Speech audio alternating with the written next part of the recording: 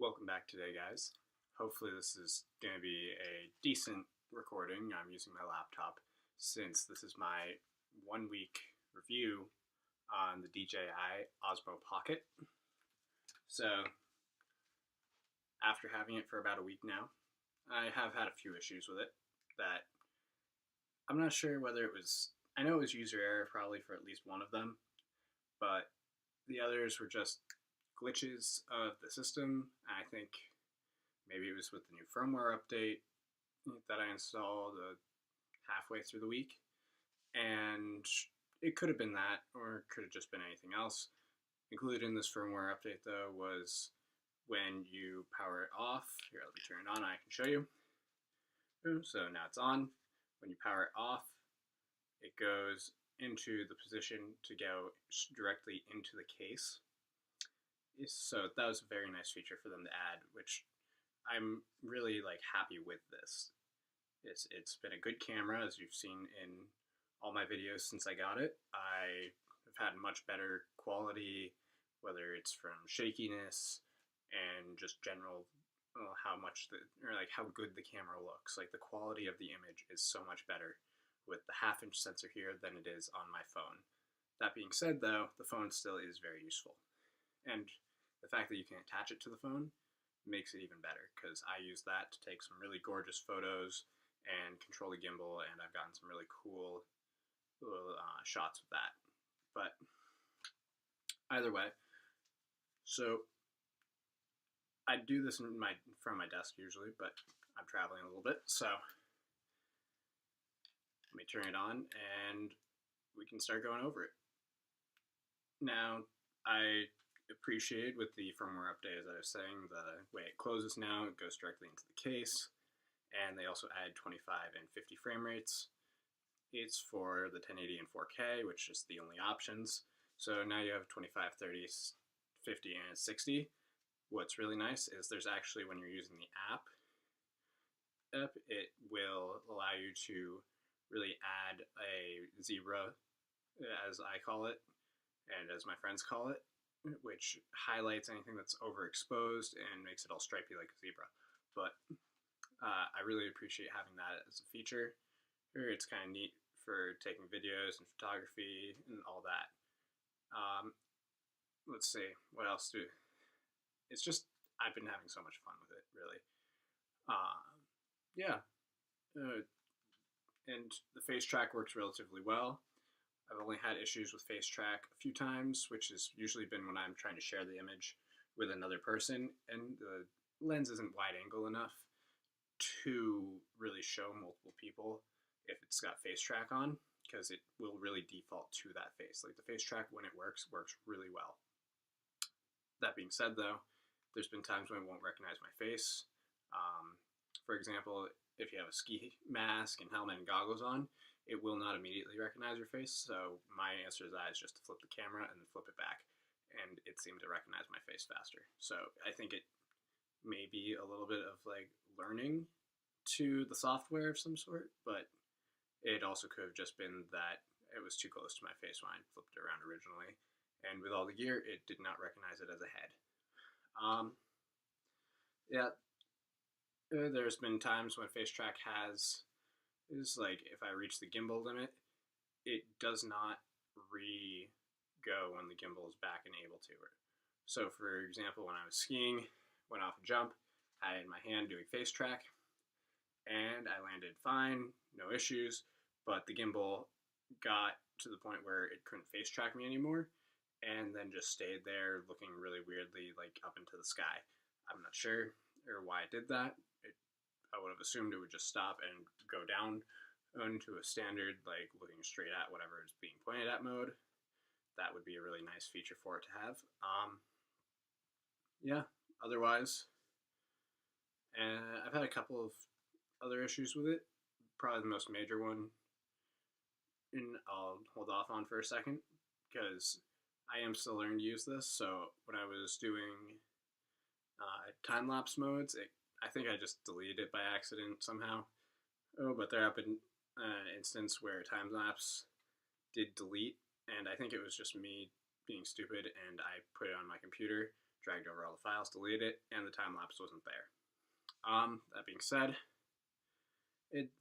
during that occurrence, or immediately after that I took that time lapse, was when I really had an issue. So I powered it off, and then I powered it back on, and I ended up doing this a few times because the first time came up with the issue of the screen having a line through it, and I believe it was a vertical line in just through, like, not quite the center of the screen. And I was like, okay, I haven't dropped it onto anything hard. It slid out of my hand when it was like I was reaching down to plug it in. I was going to set it on the floor next to the charger, and I caught it before it even hit the ground with the charging cable. Well, so it didn't hit the floor, should have sustained no damage. I dropped it while it was in the case from a higher, and there's no issue at all. And both these times were onto rugs that were covering wood or concrete, so there was a little protection, and the camera was fine. Didn't show any immediate damage. So when I powered it back on after this line showed up, and it got worse. So I continued to do this another 2 times, and then it seemed to resolve itself, and there was no issue. The screen was fine. It was really weird. I think it might just be like this touch screen is so small, and the screen is so small that it could have been a little frozen, even though we are inside a moving vehicle with the heat blasting. So not sure what to make of that at the moment, but it's only done that in that one instance. Otherwise, using time-lapse and video modes and photo modes, it's been great. I've taken some really great panoramas, and I haven't tried out slow motion yet. That feature was added with this last firmware update that I installed, and I really haven't done anything with it. I haven't had the need to. I'm hoping to try this out some point this week before I get back to school, because back to school full time is meaning there's going to be probably less videos, so it'll probably more be like weekend videos than anything else. Yeah, using it outside while skiing, I was obviously going to be super worried if I dropped it in the snow, but having it out in the elements, as long as it's not pouring rain, even if it's a little foggy or something, then I'm fine with that. It seems like it'll be durable enough for that. Most of the drones are, so I don't think they would compromise on that quality. And really the biggest thing that I noticed was it's only happened once. And so I'll put the video here at the end, or I'll add it in right now actually so you can see.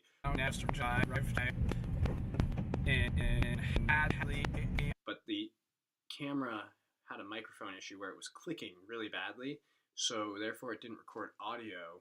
It was just clicking and constantly clicking. And I don't know why it was clicking. There's no other audio really going on. There might have been some wind noise, because I believe I was driving, and I just had it in my hand with face track on so I could still watch the road. And it just was terrible. Like, this whole clip was just destroyed, like unusable. So I don't know what to make of that. It only did it the one time. So if it was a major issue, I think the reboot solved it. And with the next firmware update, I hope if there's a small code error that will have been cleaned up and fixed to fix all these issues. Otherwise though, I am really impressed. I can't wait for them to release more accessories for it. I wish the accessories were more readily available through Amazon, and because I use Amazon to just get stuff all the time, as most people do. Yeah. Otherwise though, I'd say it's solid for how much you pay for it. If it came with the GoPro compatible mount, by the looks, I think that's what it looks like.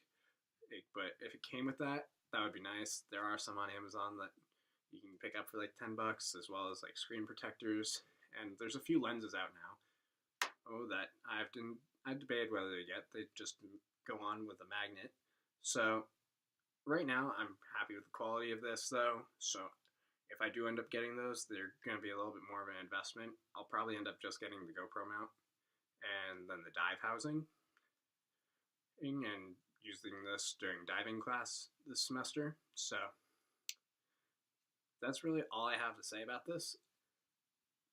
And And yeah, it's a good camera.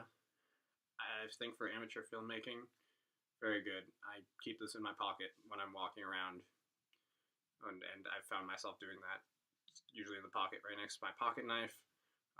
Sometimes I'll throw my USB drive in there so that I can just take stuff right off of here, put it onto my phone, transfer it right onto the USB. That would be a nice feature if you could plug a USB drive with a C connector in and just data dump right down onto the USB. I'd find that feature really useful. Although the way they have it set up, it works great. My phone case makes it a little funky to use the camera with that, but I've gotten used to it with the way I have to hold it, especially so that the USB drive does not like pop out. That's really it.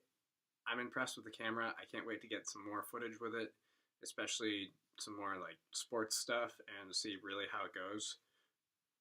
Hopefully this weekend, actually, I might be able to just, no, not even this weekend, this week. I'm going to be up skiing at Middlebury, and that will have some opportunities for me to try out some features with my friend when we're just skiing at the snow bowl there, as well as just get some more video opportunities. He's driving through Vermont. I'm probably going to try and jerry-rig my own GoPro mount instead of ordering one necessarily, but I think it can be easily done. It's just a matter of making it removable so it can still fit in the case, because the case is a really brilliant design. Although it would be nice, as a lot of people have said, to be able to see the charging port through like the little rubber in the case. I'd drill it and put a little hole there myself, but it's really not worth it. I'll just leave this plugged in for a few hours, grab it and go. So, that being said, thanks for watching today, and share, like, comment, subscribe, and the typical stuff that you would do. So, yeah. See you tomorrow. Should be an interesting video, part 2 of the rack.